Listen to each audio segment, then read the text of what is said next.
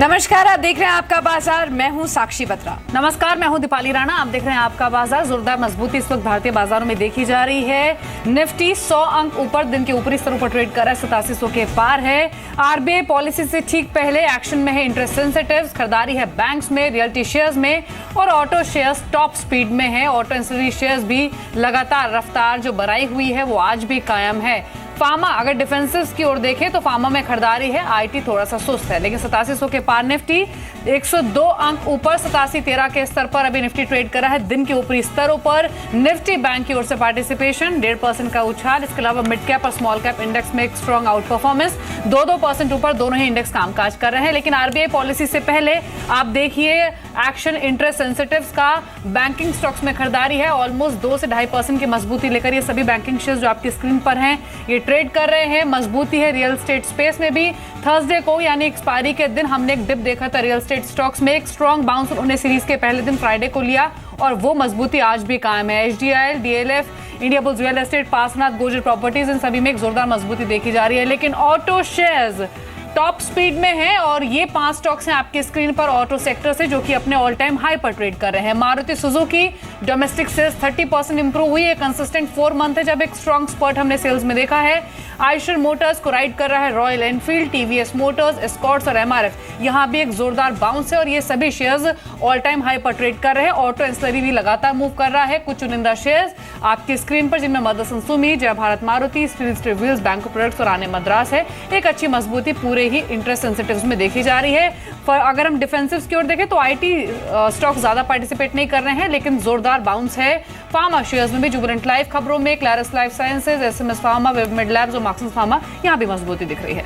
Absolutely. चलिए इसी के साथ शुरुआत कर लेते हैं आपका बाजार के इस सेशन की। ऑलरेडी काफी एक्शन पैक्ड शुरुआत हुई है हफ्ते की और ऐसे में आपको अपने शेयर्स पर क्या करना चाहिए पूछ सकते हैं। आप दोनों ही एक्सपर्ट्स हमारे साथ जुड़ चुके हैं, सिमी भौमिक और साथ ही संजीव जैन है, जो कि आज के इस सेशन में आपके सभी सवालों के जवाब देंगे।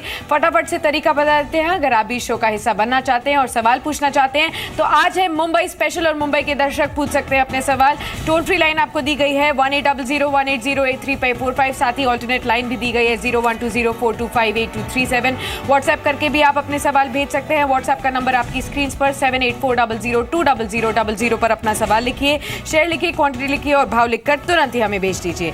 चलिए इसी के साथ शुरुआत कर लेते हैं सवाल जवाब के सिलसिले की। आज के पहले दर्शक का सवाल ले लेते हैं। एसएमएस के जरिए हमारे को सवाल मिला है मुंबई से चिराग का। ये सवाल है, इनफैक्ट चिराग हमारे साथ फोन लाइन पर मौजूद भी है। नमस्कार चिराग, पूछिए। हेलो, हाँ मेरे पास वीआरएल शेयर्स है 100-338 के रेट में। ओके, तो I can hold more for 2 to 3 months।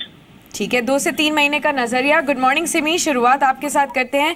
पहला लॉजिस्टिक्स स्पेस से सवाल आया है। वीआरएल लॉजिस्टिक्स पर 100 शेयर्स हैं इनके पास। 338 के लेवल्स पर खरीदारी की है, इसलिए थोड़ा सा नुकसान जरूर है इनको, लेकिन आज लॉजिस्टिक्स स्पेस में भी उछाल देखने को मिल रहा है और वीआरएल लॉजिस्टिक्स 5% ऊपर है। इनको क्या सलाह देंगे 2 से 3 महीने के परस्पेक्टिव से? गुड मॉर्निंग साक्षी, मुझे लगता है उनको होल्ड करना चाहिए, टाइम देना चाहिए। चार्ट में एक कंसोलिडेशन फेज है।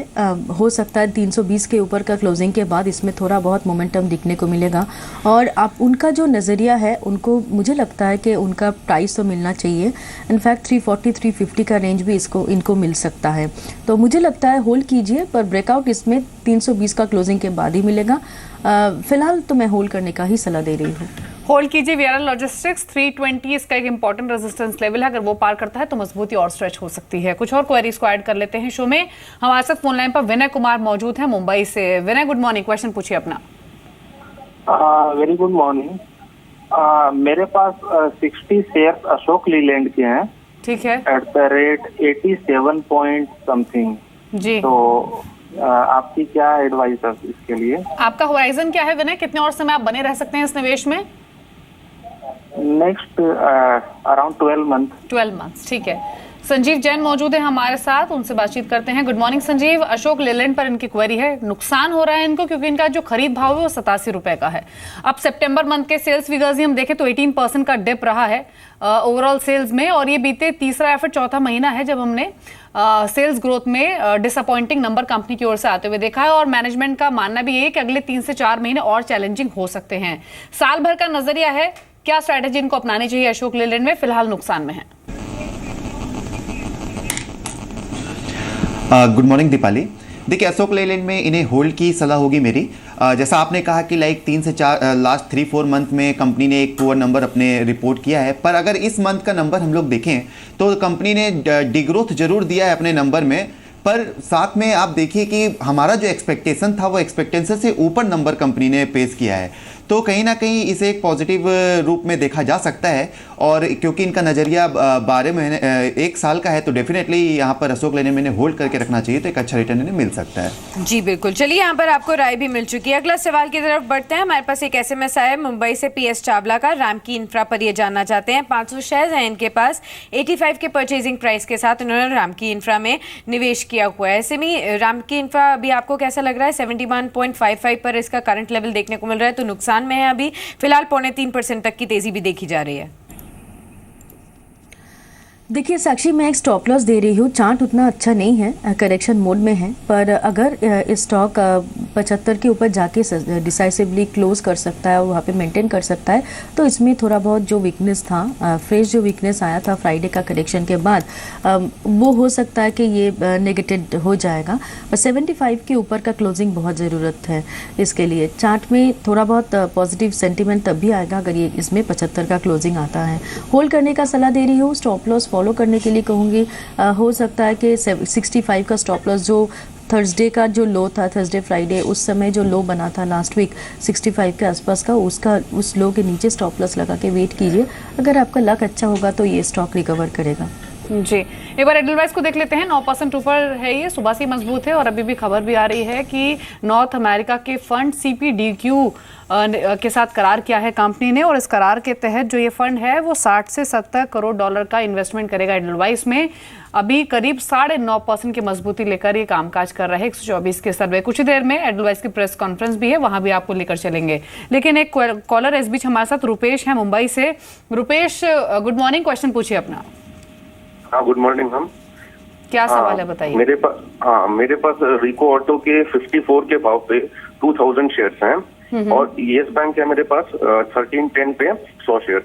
किस प्राइस पर है आपके पास येस बैंक? 1310। ठीक है, आपको दोनों शेयर्स पर आए दिलवा देते हैं। आई होप आप लॉन्ग टर्म इन्वेस्टर हैं। हाँ, मेरा 1 साल तक मैं वेट कर सकता हूँ। ठीक है संजीव, एक प्राइवेट बैंक है इनके पास, येस बैंक, 1310 खरीद है, साल भर रुक सकते हैं। और दूसरा है इनके पास ऑटो एंसिलरी स्पेस है, रिको ऑटो। अच्छा मुनाफा यहाँ इनको हो रहा है क्योंकि स्टॉक 64 पे आ चुका है। इनका खरीद भाव 54 रुपए का है, 55 का है इनफैक्ट। क्या करना चाहिए दोनों शेयर्स में?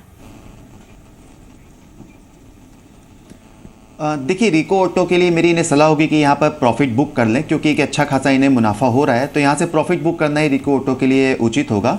लाइक अगर मैं यस बैंक की बात करूँ तो देखिए एक अच्छी बैंक है, अच्छा नंबर्स कंटिन्यू, एक अच्छा नंबर्स बैंक ने अच्छा परफॉर्मेंस भी दिखाया है। अगर एसेट क्वालिटी की तरफ अपना फोकस किया जाए तो एसेट क्वालिटी भी बैंक का सारी बैंकों से नीचे है, तो यस बैंक में ये होल्ड करके रख सकते हैं, तो एक अच्छा रिटर्न इन्हें यहाँ से मिल जाएगा। ऑलराइट, चलिए आगे बढ़ते हैं। मुंबई से ही शेखर वर्मा से बातचीत कर लेते हैं। नमस्कार शेखर, पूछिए।